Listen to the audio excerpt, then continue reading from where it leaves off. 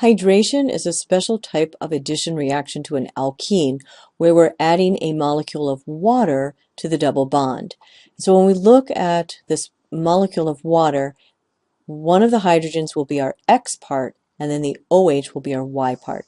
So when we hydrate an alkene, one of the carbons in the double bond becomes bonded to the hydrogen, and the other carbon in the double bond becomes bonded to the OH.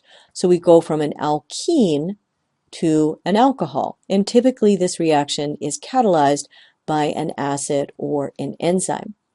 Now, one thing that happens when we go from an alkene to an alcohol is that it matters whether these alkene carbons are the same or not on both sides of the double bond. So if the carbon atoms are bonded to in the double bond are bonded to a different number of carbon atoms, then when we hydrate that alkene, the OH group, the hydroxyl group of the water, will preferentially bond to the carbon that's bonded to more carbon atoms. So it's important to draw out the entire structure of the alkene when we're writing out a hydration reaction. So we look at this alkene.